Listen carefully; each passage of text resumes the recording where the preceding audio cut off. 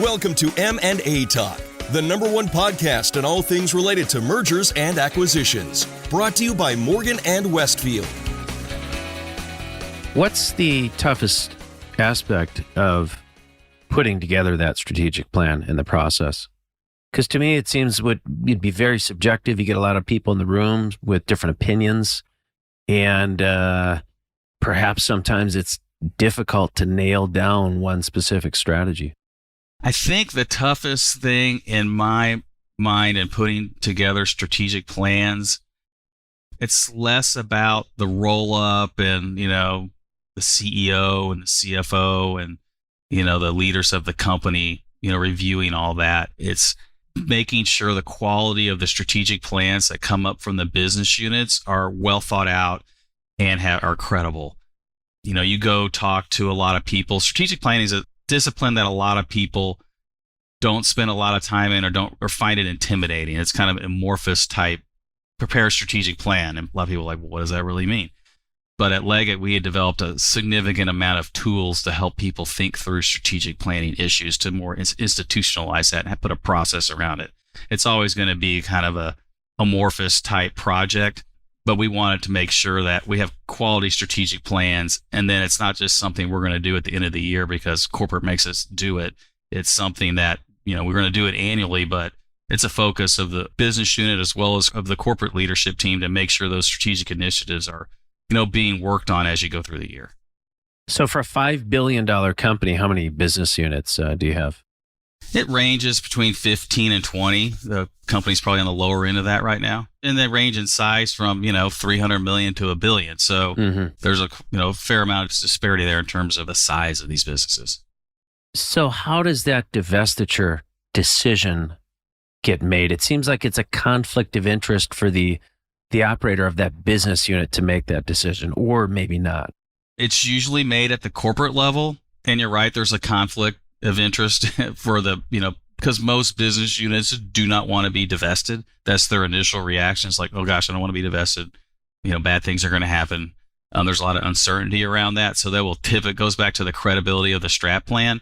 A lot of times the business might not be doing well financially, and you see a hockey stick submitted for their strat plan to avoid potentially being divested. And a lot of times you might get 1 year of the hockey stick, but the hockey stick's not achieved and you show up with a hockey stick for the subsequent year, then there's only so many free passes you get before you're not meeting financial goals and, contemplating divestiture. The executive leadership team at Leggett was, I would say, pretty patient. And we've had several business units where they weren't meeting financial objectives and they'd have a couple of years and they were able to turn it around. So it's not like, a one strike, you're out policy. Is it usually either due to financial performance or a lack of a strategic fit and strategic drift? I'd say it's 50-50. Financial performance is clearly an important metric, but a lot of times could be strategic drift or a decision's been made to take a business unit in a different strategic direction, and that might mean there's 2 or 3 smaller businesses within the business that just don't fit that new strategic direction, getting back to that drift. Or it could be the overall business as a whole just doesn't fit with the larger enterprise anymore. How much of that is, in hindsight, could have been prevented?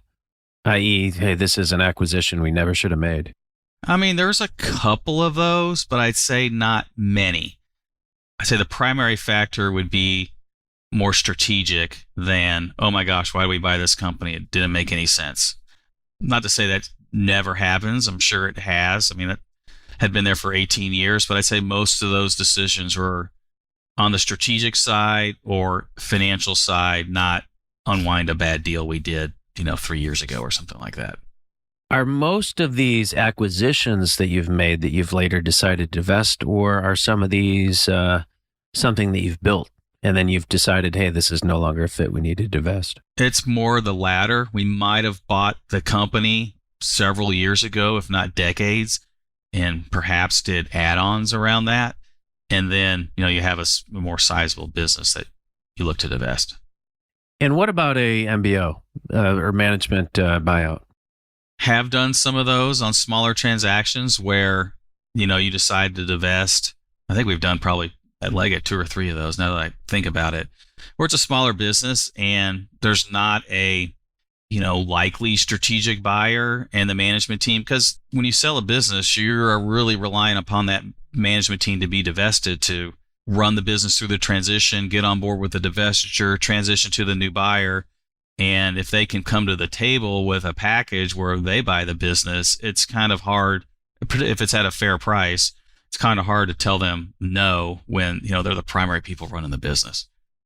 Is that usually driven by the management team? Or is that something that corporate puts together and says, hey, you know what, this is a good fit for the management team? It's usually driven by the management team. So if the management team has sources of funds, and, corporate development can point them in the right direction if they, need some leads on, how do I get senior debt? Where should I go for sub debt? What should this capital structure look like?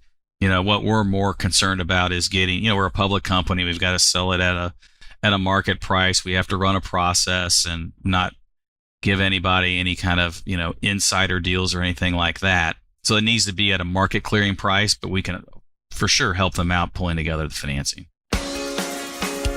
M&A Talk is brought to you by Morgan & Westfield, a nationwide leader in mergers and acquisitions for small to mid-market companies. If you've enjoyed this show, don't forget to subscribe and leave a review.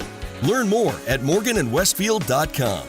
While we take reasonable care to select recognized experts for our podcast, please note that each podcast presents the independent opinions of such experts only and not of Morgan & Westfield. We make no warranty, guarantee, or representation as to the accuracy or sufficiency of the information provided. Any reliance on the podcast information is at your own risk. The podcast is for general information only and cannot be considered legal or professional advice.